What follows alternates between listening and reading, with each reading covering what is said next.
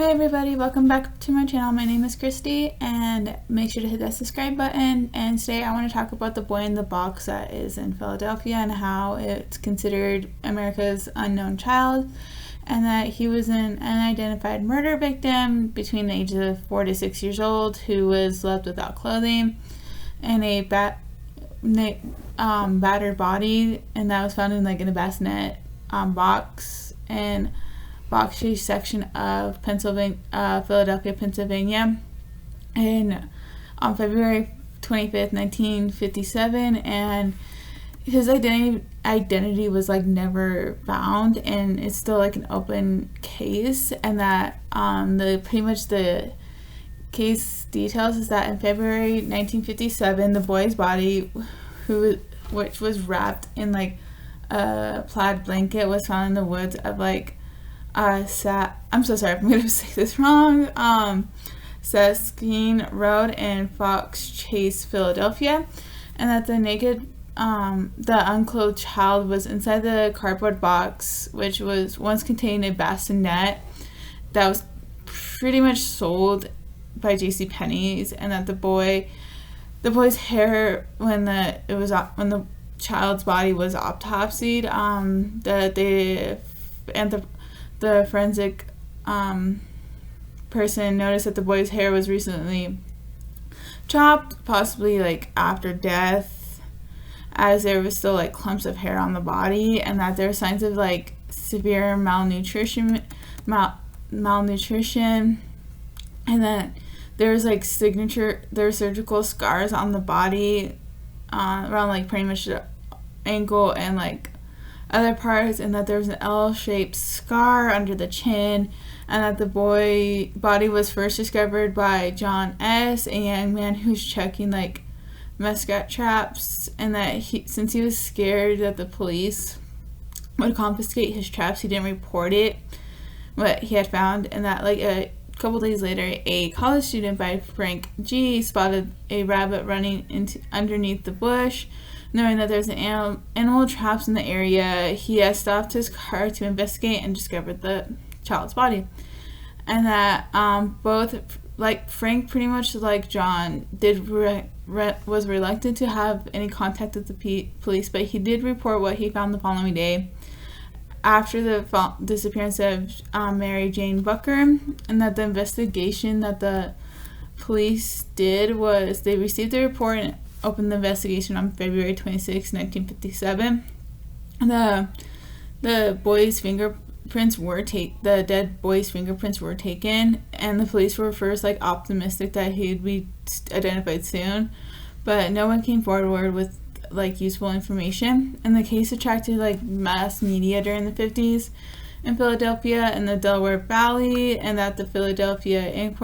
Inquirer printed 400,000 flyers with what the boy looked like, and it was sent out and posted across the area, including every gas bill in Philadelphia. But the crime scene was combed over and over again by almost 300 police academy recruits who discovered a man's blue cordy cap, a child scarf, a man's white handkerchief with the letter G in the corner. And all the clues did lead nowhere, including the bassinet box. And that the police also distributed a post-mortem photo of the boy fully dressed in a seated position as he may have looked in life, in the hopes that this would serve some clues. And despite a public and self-rock interest through the years, the boy's identity was never stated,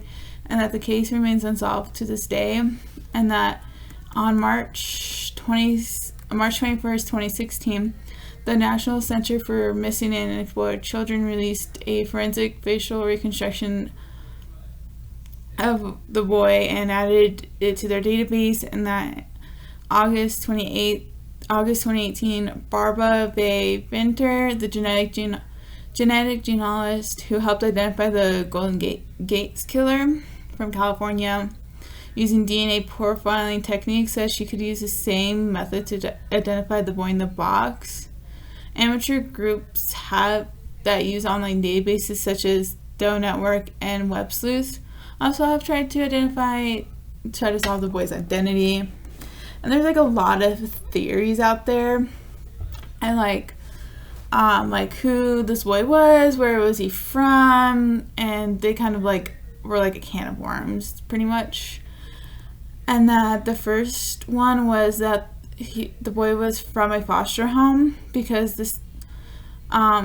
conservative foster home located like 1.5 miles away from the site of the body, and that in 1960 Mr. Bristow, an employee of a medical examiner's office, doggedly pursued this case until his death in 1993, contacted a New Jersey psychic who told him that to look for the house that matched the foster home. When the psychic was brought to Pennsylvania's discovery site, she led Browston directly to the foster home. Upon attending the state's sale of the foster home, Browston discovered a bassinet similar to the one sold at JCPenney. He just couldn't prove it was the same one just because there were so many sold, like 10-15 of them sold. And that he also discovered the blankets hanging on the clothesline that were similar to the one that the boy's body was wrapped in when they discovered him. Bristow believed that the boy belonged to the stepdaughter of the man who ran the foster home, and that they disposed of the body so the stepdaughter wouldn't be exposed as an unwed mother, and that he theorized that the boy's death would have been an accident because during the 1950s, having a child out of wedlock was like not a good thing for both the family and the parent. And despite the circumstantial evidence, the police are not able to find many defined links between the boy in the box and the foster family, and that in 1998, Philadelphia Police Lieutenant Tom August, who was in charge of the investigation, and several members of the Bidco Society, a group of retired policemen and profilers, investigated the foster father and stepdaughter who the foster father married, and that the foster fam's investigation was closed. And that another theory was a woman named Martha or M. This theory was brought forward in February 2002 by a woman identified as Martha. Police considered Martha's story to be plausible, but there was trouble by her testimony as she had a history of like mental health issues, and that the M claimed that her abusive mother had purchased the boy, whose name was Jonathan, from his birth parents in the summer of 1954. Subsequently, the boy was subject to like extreme physical and explicit abuse for 2.5 years. YouTube's algorithm is weird, so I had to kind of change the wording. For 2.5 years, one evening during dinner, the boy stomach didn't like the food, so it came up, and he was given he was hurt really bad, and the boy's head slammed against the floor until he was like semi not conscious, and that he was given a bath during which led to his like death. The details matched the identified known only to the police, as the coroner had found that the boy's stomach contained remains of baked beans, and that his fingers were water wrinkled, because if you spend too much time in the bath, you're like in water, your fingers get wrinkly. And that Martha's mother cut the boy's distinctive long hair for the unprofessional haircut, which police noted in their initial investigation in an effort to conceal his identity. And that Martha's mother forced Martha to assist her in dumping the boy's body in Fox Chase area, and that Martha said that she was preparing to remove the boy's body from the trunk of the car when a passing male motorist pulled alongside to inquire what they needed help, and Martha was ordered to stand in front of the car's license plate to shield it from view, while the mother convinced the would-be Good Samaritan that there was no problem and that the motorist did eventually drive off. And this story did corroborate confidential testimony given by the male witness in 1957, who had said that the body had been placed in a box previously discarded at the scene. And in spite of the outward plausibility of Martha's confession, police were unable to verify her story. Neighbors who had access to Martha's house during that stated time frame denied that there had been a young boy living there and dismissed Martha's claims as ridiculous. And that the other theories was that forensic artist Frank Bender developed a theory that the victim could have been raised as a girl. That does happen if your child is like gender neutral, or you raise your house in a gender neutral area. And that the child's unprofessional haircut, which had appeared to be performed in a hasty way, was the basis for the scenario, as well as the appearance that the eyebrows had been styled, and that in OA, Bender had released a sketch of the unidentified child with long hair, reflecting the strands found in the body. And then in 2016, two writers, one from Los Angeles and the other one from New Jersey, explained that they believed they discovered a potential identity in Memphis, Tennessee, and requested DNA compared between the family members and the child. And that this lead was originally discovered by a Philadelphia man who was reintroduced and had developed and presented the help to Hoffman, who was the California writer, and that to Pennsylvania Police Department and the Bidco Society in early 2013. And then December 2013, Romano, who was from the New Jersey writer, had become aware of the lead and agreed to help the man from Philadelphia and Hoffman to obtain the DNA from this particular family member in January 2014, which was quickly sent to Philadelphia's Police Department, and that local authorities confirmed that they would investigate the lead, saying that they would need to do more research in the circumstances surrounding the link with Memphis to Pennsylvania before comparing DNA. And that in December of 2017, that homicide sergeant Bob Kay confirmed that DNA taken from the Memphis man was compared to the Fox Chase boy, and there's like no DNA connection. And that the burial of the boy was originally buried in a potter's field, and then it was in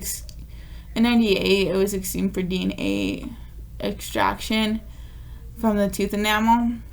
It was reburied in Ivory Hill Cemetery in Cedar Park, California, which donated a large plot, the coffin, headstone, and funeral silvers, which was donated to the son of the man who had buried the boy in 1957, and that there was significant police attendance and media coverage of the reburial. The grave has a large headstone bearing the words "America's Unknown Child." City residents give the grave decorative with flowers and stuffed animals, since of how old the child was dead. And that for like popular culture for the 2021 year, that the story was profiled in the television series that we all know as America's Most Wanted on October 3rd, 1998, and again in July 12th of 2008. And that the television series Cold Case, CSI, Crime Scene Investigation, and Law & Order Special Victims Unit had featured like fictionalized episodes to draw from the Boy in the Box case. And that reporter Mike Blanchard of NBC 10 Philadelphia aired an investigation piece on NBC 10 investigators on March 2nd, 2016, entitled "New Theory on Decades-Old Boy in the Box Case, Cold Case." And that this story was also featured on the second season of BuzzFeed's Unsolved in 2017 as the mysterious death of the boy in the box. And it's really interesting to get their point of view. I honestly recommend watching it, and it's more in depth with theories. And that the story was briefly profiled on a popular true crime comedy podcast, My Favorite Murder, in 2016 on an episode of Seven Murders in Heavens. And I honestly, guys, want to know what your guys' opinion on this, and just drop a comment down below. Thank you.